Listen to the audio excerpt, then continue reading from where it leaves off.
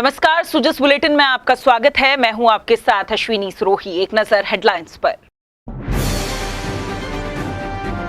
जयपुर में बन रहा देश का सबसे ऊंचा मेडिकल टावर, सभी प्रकार के उपचार से युक्त ये अस्पताल चिकित्सा क्षेत्र में बनेगा नजीर। अलवर में 263 दिव्यांगजनों को स्कूटी वितरित, सामाजिक न्याय एवं अधिकारिता मंत्री ने कहा अगले 4 महीनों में 5000 दिव्यांगजनों को मिलेगी स्कूटी। राज्य सरकार की योजनाओं से किसानों को मिल रहा संबल, सूक्ष्म सिंचाई मिशन के तहत 2,82,000 से ज्यादा किसानों को मिला अनुदान। राजस्थान चिकित्सा के क्षेत्र में सिरमौर बनता जा रहा है। देश का सबसे ऊंचा मेडिकल टावर बन रहा है राजधानी जयपुर में।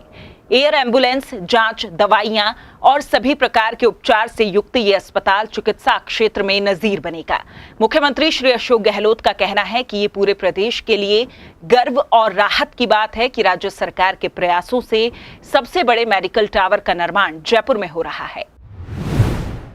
सबसे बड़े अस्पताल का कीर्तिमान आईपीडी टावर से चिरंजीवी होता राजस्थान। देश के सबसे ऊंचे मेडिकल टावर की नींव सच में राजस्थान की मेडिकल में ऊंचाइयों को दिखाता है। जयपुर में 24 मंजिल के 115.5 मीटर ऊंचे आईपीडी को सिर्फ ऊंचाई ही नहीं बल्कि सुविधाएं और भी ऊंचा बनाती है। यहाँ मरीजों को एक ही छत के नीचे 6 OPD, 34 general ward, 53 ICU, 5 cath lab व 3 ऑपरेशन थिएटर मिलेंगे, जिसमें सभी बीमारियों का बेहतर इलाज हो सकेगा।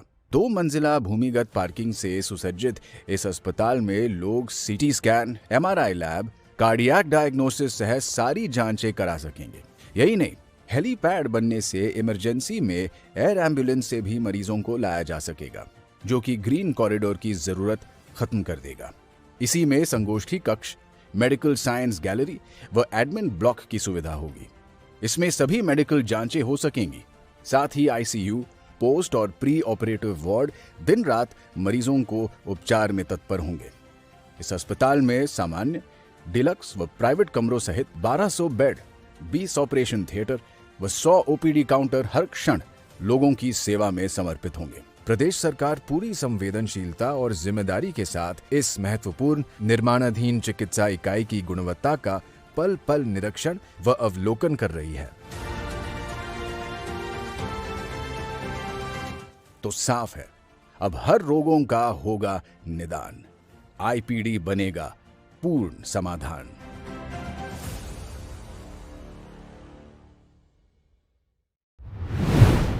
अलवर में सामाजिक न्याय और अधिकारिता विभाग की ओर से 263 दिव्यांगजनों को स्कूटी वितरित की गई। इस मौके पर सामाजिक न्याय एवं अधिकारिता मंत्री ने कहा कि बजट घोषणा 2023-24 के तहत अगले 4 महीनों में 5000 दिव्यांगजनों को स्कूटी वितरण किया जाएगा। आपको बता दें कि अब तक करीब 7000 स्कूटी वितरित की जा चुकी हैं। इस अवसर पर लाभार्थियों ने स्कूटी वितरण के लिए मुख्यमंत्री का आभार भी जताया। कि माननीय मुख्यमंत्री जी की बजट घोषणा के अंतर्गत 5000 स्कूटी हम पूरे राजस्थान के अंदर बांट रहे हैं। 5000 स्कूटी और बांटेंगे।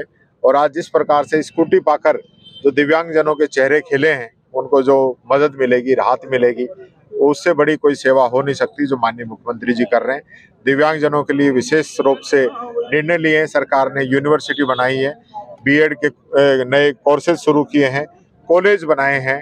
साथ के साथ सुखी दाम्पत्य जीवन योजना में 50,000 से बढ़ाकर 5 लाख की राशि की है। आरक्षण 3 से बढ़ा के 4% किया है। मेरा नाम तनु मिर्चा, मैं एनईपी में रहती हूँ। आज आपको कैसा महसूस हो रहा है? आज मुझे बहुत अच्छा फील हो रहा है, मतलब कि बहुत ज्यादा अच्छा फील हो रहा है। क्या करते हैं आप? क्या आपको सुविधा होगी? मैं सैनिटरी में कार्यरत हूँ। मैं वहाँ पर 3000 रुपये पर मंथ मेरा किराया लग जाता है, लेकिन अब मुझे खुशी ये है कि मुझे गाड़ी मिल गई तो मेरा 1000 रुपये लगेगा और 2000 रुपये का मुझे प्रॉफिट होगा। इस सब के लिए मैं आप सबका धन्यवाद करती हूँ। मैं महावीर प्रसाद यादव बानसूर से, निवासी बानसूर से, और मैं मुख्यमंत्री अशोक गहलोत और टीकाराम जूली जी को बहुत बहुत धन्यवाद देना चाहता हूँ, जो हमारे लिए इतना अच्छा कार्य किया है स्कूटी वितरण का। इसके अंदर अलवर जिले के अंदर 266 स्कूटियाँ वितरित की है एक साथ। बहुत से विकलांगों को फायदा हुआ है इसके अंदर, और हमें भी इसके अंदर बहुत ज़्यादा बेनिफिट हुआ है। हम इस स्कूटी की सहायता से हम हमारे कहीं भी जॉब करें, प्राइवेट या कहीं भी हम जाएं, या कोई भी पढ़ाई लिखाई आगे करें तो वो हमारे लिए बहुत ही अच्छा काम होगा और हमें सुविधा रहेगी। हम एक पैर से विकलांग थे, ये हमारे संबल का काम किया है स्कूटी वितरण करके। राजस्थान में सूखे की समस्या को देखते हुए राज्य सरकार द्वारा किसानों को सिंचाई की उन्नत तकनीकों को अपनाने के लिए प्रोत्साहित किया जा रहा है, जिससे कम पानी में भी अच्छी उपज मिले।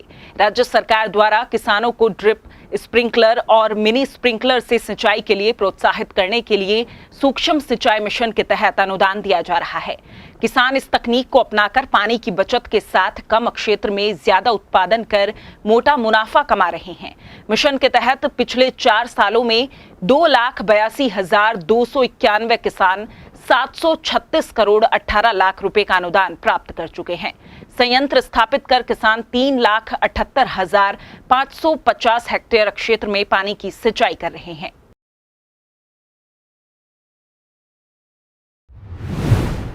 मेरा नाम तेजाराम तेतरवाड़, गांव खेड़िया लूफा।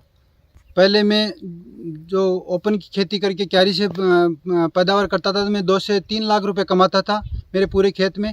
अब जब से सरकार ने ड्रिप इरिगेशन पे अनुदान देना चालू किया है तो मेरे जो ये आय बढ़ करके 6 से 7 लाख रुपए में पूरे खेती में जो भी मैं सब्जियां अन्य फसलें लगाता हूँ, गेहूँ लगाता हूँ, सब्जियां लगाता हूँ, तो ड्रिप इरिगेशन से मेरे 6 से 7 लाख रुपए में पर ईयर कमाता हूँ। मेरा नाम राम नारायण हरतवाड़ है। मेरे घर पे पानी की समस्या हो रही थी खेत में, जिसे मैं सिंचाई नहीं कर पा रहा था और फव्वारा लेने के बाद में मैं भरपूर मात्रा में सिंचाई कर रहा हूँ।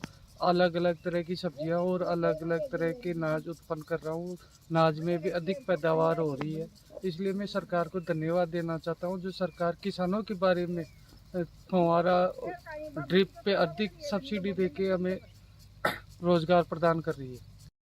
मेरा नाम दामाराम जाट है, पिताजी का नाम श्री सुंडाराम जाट है, ग्राम बालूलाई गुड़ा कुमाऊतान से हैं।